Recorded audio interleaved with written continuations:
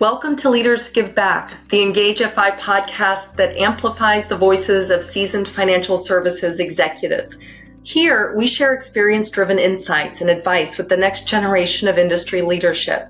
Today, I'm joined by John Cassidy, an Engage FI executive affiliate and a leader who really needs no introduction in the credit union industry. John spent 41 years plus in financial services, 23 of which as CEO of Sierra Central Credit Union in Northern California.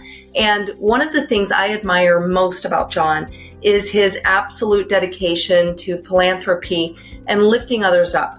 John is also a seasoned CEO who has rolled up his sleeves when it comes to technology. He's made tough decisions and he's guided his credit union toward a more innovative future. It's precisely because of this experience and, frankly, John's incredibly optimistic outlook that I really think you're going to love what John has to say about blending business and technology strategy. Because in today's financial landscape, where AI evolution is relentless, digital transformation, of course, never stops, technology can no longer live in a silo, and neither can the people who lead it. So today, we're diving into one of the biggest shifts happening inside credit unions and financial services institutions of every kind. It's the rise of technology leaders as true business leaders, not just implementers, not just problem solvers, but strategic partners who really understand the why behind every investment, every workflow change, every member-facing innovation. John has lived this shift from the inside.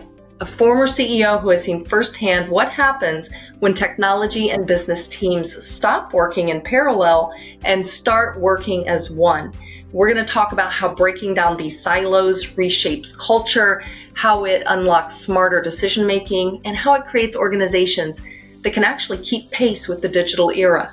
And we'll explore what it takes for business leaders who haven't always worn the tech-savvy label to meaningfully influence technology strategy. Because the future of financial services isn't about technology versus the business, it's about blending the two until you can't really see where one ends and the other begins. So clearly we have a lot to talk about. The Leaders Give Back podcast is where experience meets the future. Let's dive right in.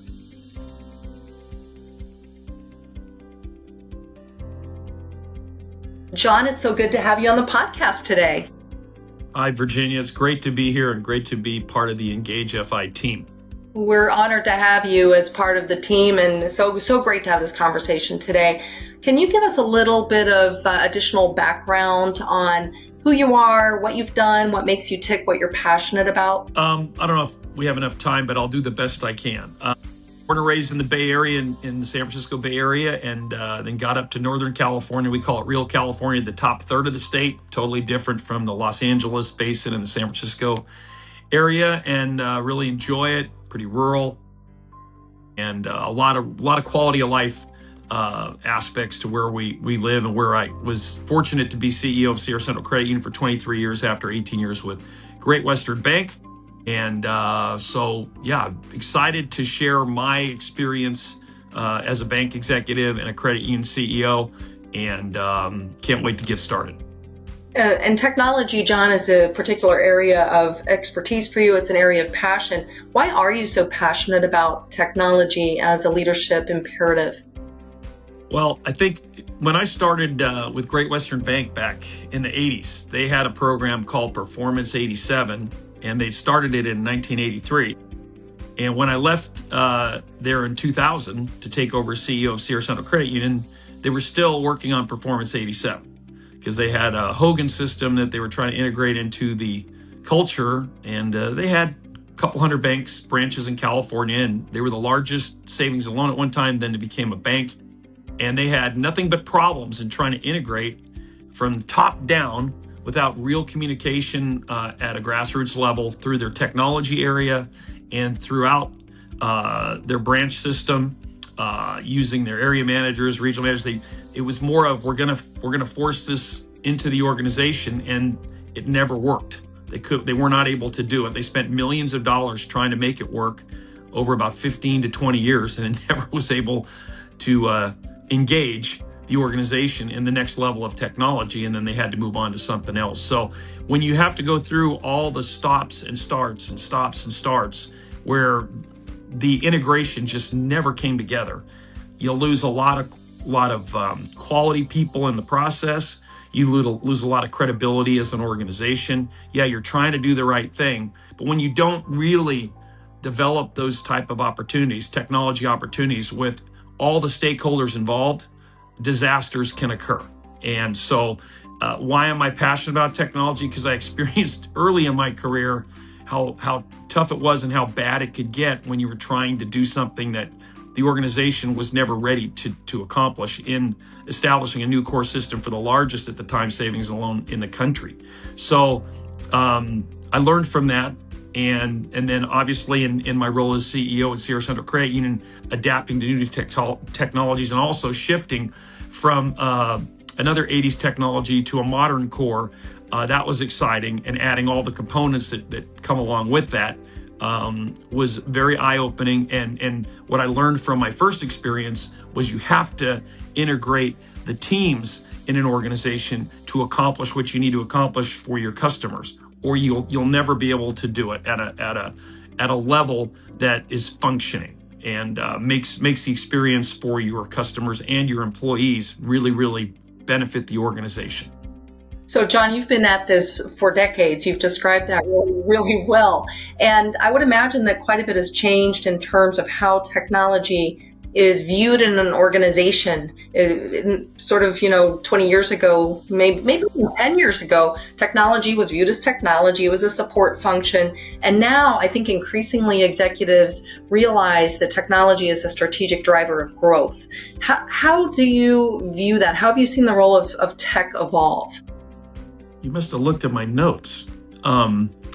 Yeah, I would say a decade to 15 years ago, this had the reality started to seep in, because the touch points for your technology team run the gamut in a financial institution, right? The end users, whether they be even down to the your baseline tellers, all the way to your customers, all the way to your accounting folks, your call centers. Everything in your organization became so tech-centric over that 10 to 15 year period that, tech is more than just, hey, they're over there. Those guys are over there, and in their spare time, they're playing video games. And I don't really know what they do, but I know that it works over here.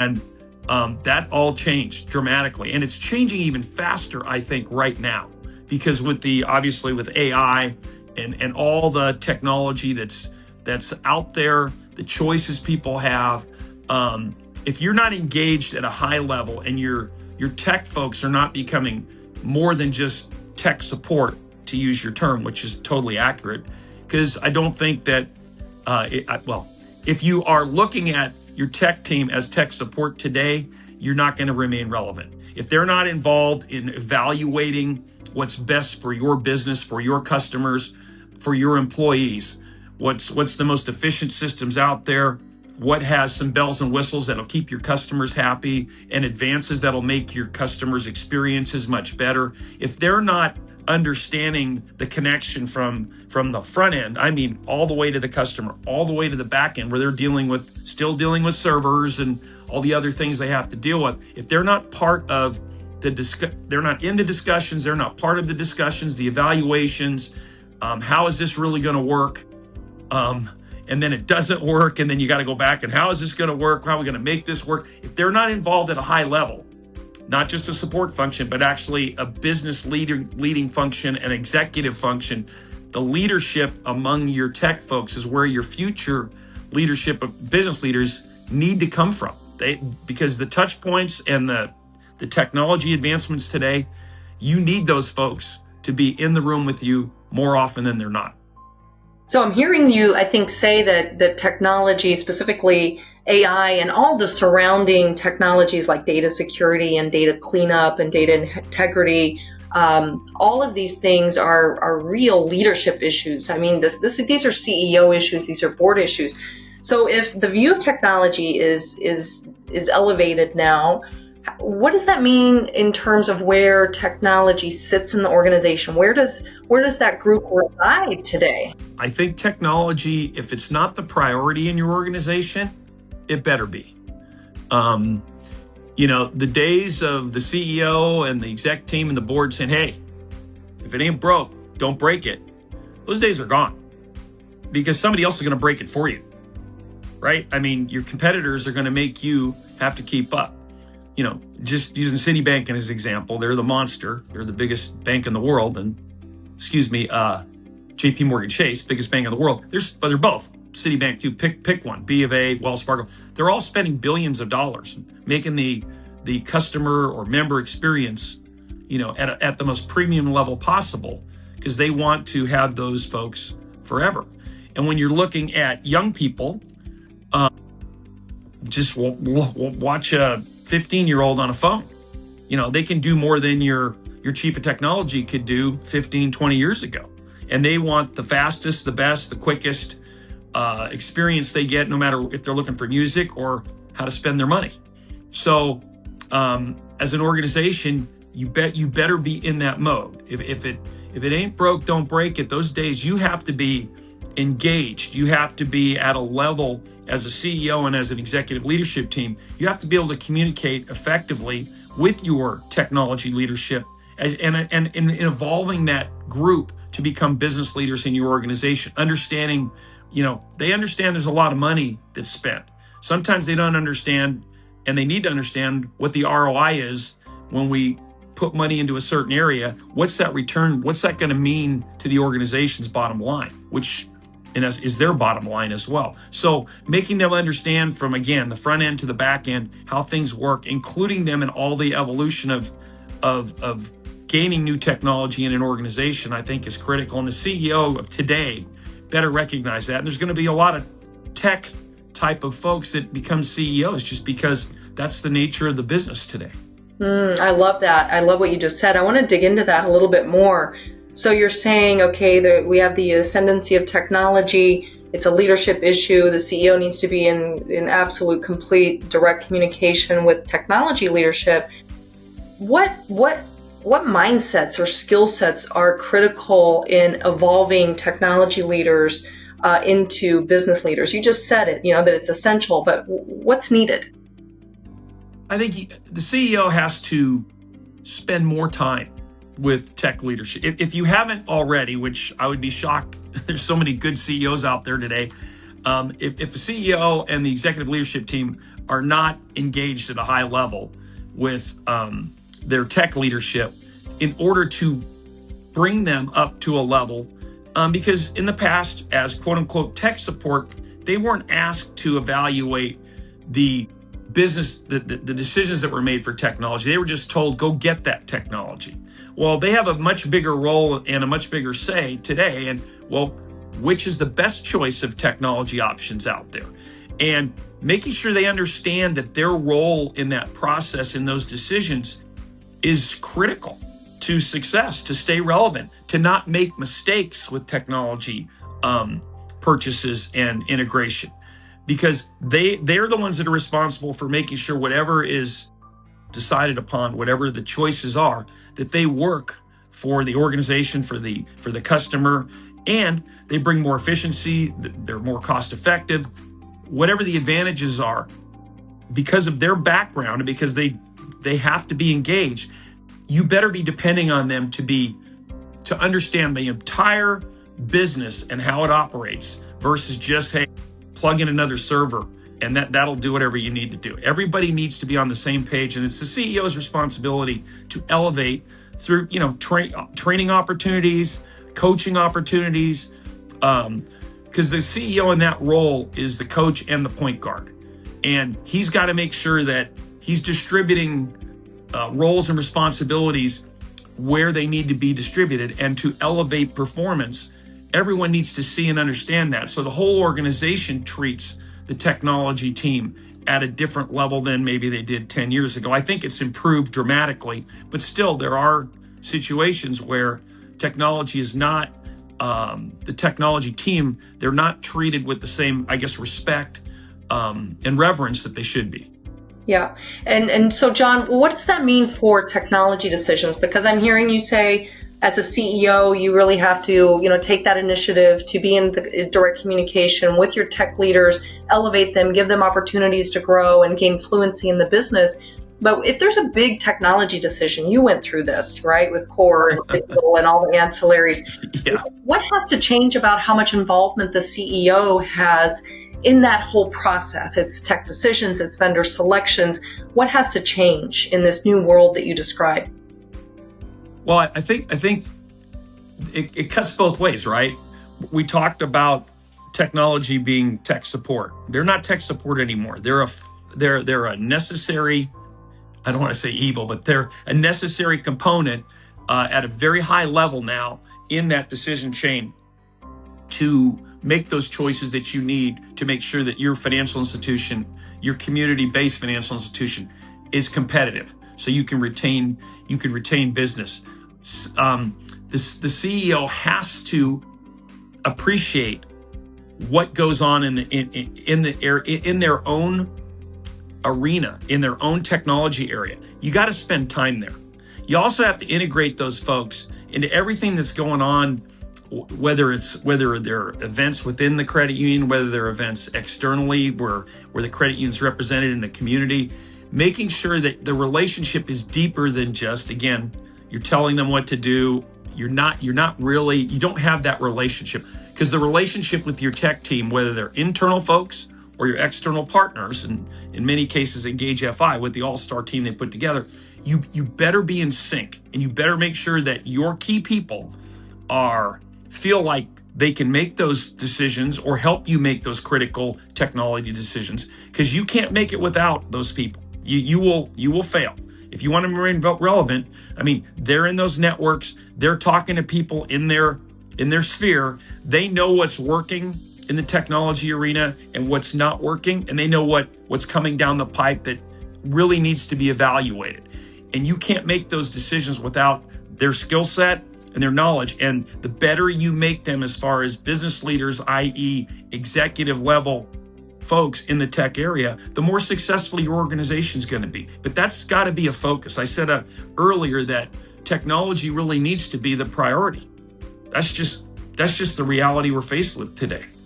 And it's changing so fast that if you're not operating at a high level with communication, understanding, and treating people the way they need to be treated, and bringing them into the fold, bringing them into the decision-making process ad nauseum, you're going to make mistakes that you're not going to recover from, and you're not going to be relevant. So you're giving me so much to think about here, John, because if I look into the future, and you touched on this very briefly a few minutes ago, it's CEO succession planning. You said something to the effect that the future CEO, many technologists will be in that role as we move forward over the next few years. Can you expand on that? Because I think it's such an important point. Thanks, Virginia. Yeah, in fact, that's my firsthand experience. So the gentleman, Ron Sweeney, that replaced me as CEO, very much a technology background. He rebuilt for Travis Credit Union when they went through their first dynamic change, their core change. He was responsible for that, but made the transition seamless for the organization, really understood what the technology was that we had just the last 3 years when I was there, we had brought on board as far as a new core system. Dynamic, obviously, set of circumstances when you're going through a core change. Even more dynamic when you're going through a CEO change. I would say it's been my experience that most CEO transitions don't go real smooth. Not for the wrong reasons, or for the wrong reasons they don't go very smooth. In my case, we made it work. I hired Ron 22 years ago, and our strengths really complemented each other. And I knew the value proposition that he brought to the table. And I think you're going to see more and more folks who align with Ron's skill set become CEOs. It's already happening, but it's going to accelerate. Again, everything's accelerating in technology. So your choice of leadership, whether it be in the CEO role, CIO role, better be someone who's got some serious business acumen and a real thirst for technology and a real willingness to learn and to explore and to really vet technology. Because again, there's so many choices and it's really easy to make mistakes. And you need good people around you, and you need CEOs who can lead in that area. And I think we're starting to see that wave of them, but it's going to become more critical going forward. Yeah, and you have a really unique perspective that I just think is stand out, because I think what you're describing, what comes up for me, John, as I listen to you is, well, that's what fintechs do, right? They hire really strong business people to lead these companies who are also technologists. So it's both skills that are required to be true leaders in financial services going forward. It is, and I did write down 2 examples when I was putting my thoughts together for our conversation. You may find these interesting, and they're not quite FI people, but I think it'll make sense to folks. You're CEOs of the future, and and if many of them are going to come from the technology arena, and you need technology people who think this way. I'll give you 2 great examples. There was a gentleman named Bill Gates, ran that company, that really tiny company called Microsoft. And it took him a while to figure out how to monetize the Microsoft products. They had all this great software, and yeah, God, that'll do that. That's great. But how do we really get this out into the marketplace and monetize it? Well, he hired Steve Ballmer, who now owns the Los Angeles Clippers for the LA fans out there. And Steve's the one that figured out how to monetize it, right? And in Mark Zuckerberg's case with Meta, Facebook, he hired Sheryl Sandberg because he struggled mightily. His organization struggled mightily. In fact, many people didn't think they'd make it past a year when they first hit because they didn't know how to monetize. Well, it's no different. In a credit union or a bank or a community bank, you have to be able to monetize your investments in technology. Because why are you making them otherwise? Because if it ain't broke, why break it, right? So those are 2 big examples of decisions that were made to bring people in that could help monetize the investment, right? And obviously extraordinary success for Facebook and for Microsoft that continues to this day. So make sure that the people you're bringing across and the people you're elevating in your organization and trying to get your tech folks where they need to be, that they're looking at things on how they can best monetize their decisions for the organization.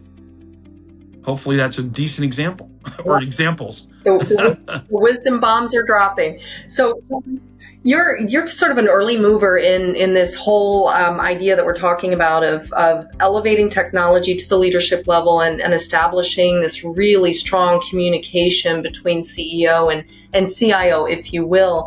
Can you talk about some of the most effective ways you built strong relationships with your technology teams, the things that you did as a CEO that might inspire other CEOs that are listening today to do the very same? Well, going out and having a beer with them once in a while isn't a bad idea. They have lives and families too, right? And again, you said it early in our conversation today, that was tech support. They're over there. They're in that silo. They do what they do. Well, again, I think building those relationships that are real relationships, not just passing in the hallway or, hey, I need this today, is really, really important. It's more important today than ever, in fact, because of the speed, and we've talked about the pace of technology. What I learned through our core conversion, was quite a task, is bringing all the technology folks together with everyone across the organization, all the stakeholders, from the branch supervisors and branch managers and regional managers and loan managers and accountants and auditors and you name it, everybody across the organization, and making everyone sit down and evaluate what we wanted from our new core. And our tech folks really became ingrained and engaged at a much higher level, going through that process with all the stakeholders throughout the institution. And it was laborious, and there were some tough moments, but people got on the same page. And eventually, it's kind of regression to the mean. Everybody gets to the place you need them to get. But it really helped the cohesiveness. It helped the integration. It really helped with the implementation, because new communication lines were built, older communication lines were enhanced, and information flowed in a way that probably never had before in the organization. So those core conversions can be very advantageous in many, many ways, especially as you start adding other components and other technologies. When you've built those relationships, you can leverage that to successfully implement other technologies as well. Hopefully that makes sense. It makes so much sense, John. And again, I mean, I'm just really blown away at the things you're telling me, because I had never really thought of that before. Probably should have, but what you're saying is, you go through these big technology changes, and by virtue of the fact that you do have to bring everybody together and you do have to have conversations you didn't have before, you establish a whole new culture where you come out the other side and you're just singing off the same song sheet, and you're able to move forward in a completely different, much more collaborative way. Did I capture that? I think you said it better than I could. Absolutely. So don't be afraid of a core conversion. As hard as it might be, it's going to lead you to a better place, right? Oh, it'll absolutely lead you to a better place. No question. Yeah. And I don't know anyone anymore that's running around with a BlackBerry. So again, that's I said earlier, the CEOs of the past were, if it ain't broke, don't break it. No, you want to break the BlackBerry, because I don't see any Blackberries floating around anymore. Oh, but John, I loved my BlackBerry. You're right. I think Blackberries are really good at margaritas. I think that's where they go now. Yeah. I called mine my Blueberry because it was blue. That's good stuff. That's wonderful. So let me ask you something as we sort of wind down here. Do you believe that most CEOs and boards at credit unions and community banks fully grasp the risk of becoming obsolete if technology investments are delayed or deprioritized? And the reason I asked is you obviously went through a major technology change. You learned a ton from it. And in today's day and age with AI, everything is moving faster innovation cycles, a customer and member that does not ever stop wanting more. What would you say to those CEOs who are perhaps hesitant for some legitimate risk concerns, right? Or they're just slow to act? What would you say to them?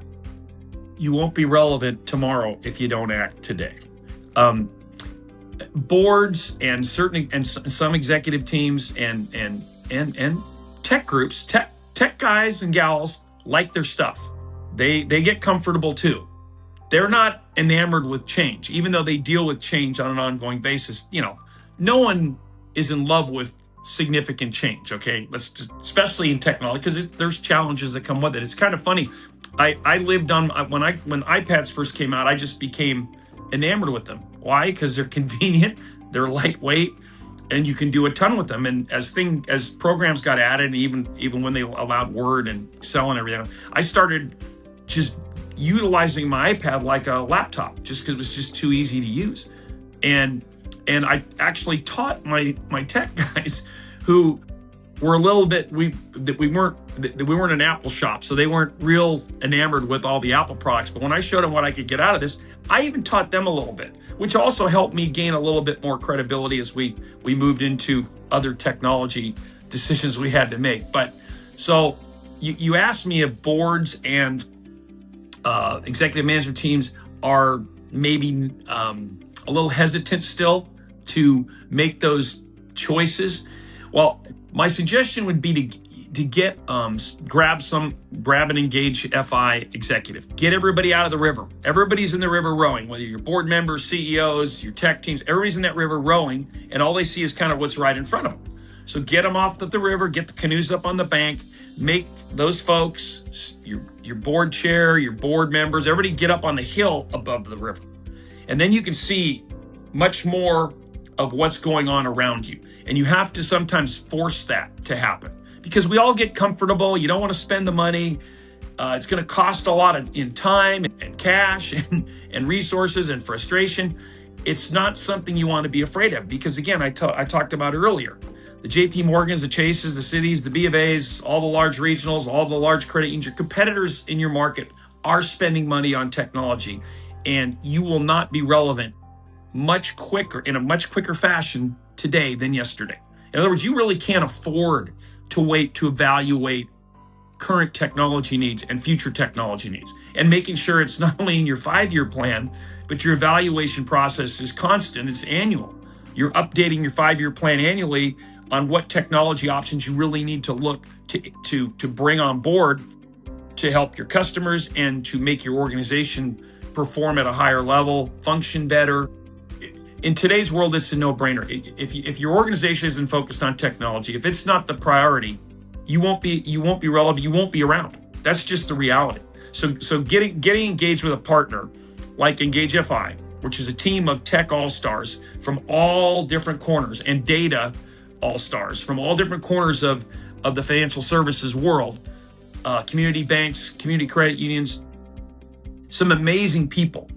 And if you're integrating with people to help you not make those mistakes, but to evaluate what you need, what you have, most importantly, what your strengths are, what your weaknesses are, and be able to make really good decisions going forward, because it's all expensive, it's all moving fast, and you can't afford not to be working with people internally and externally that make that difference for you going forward.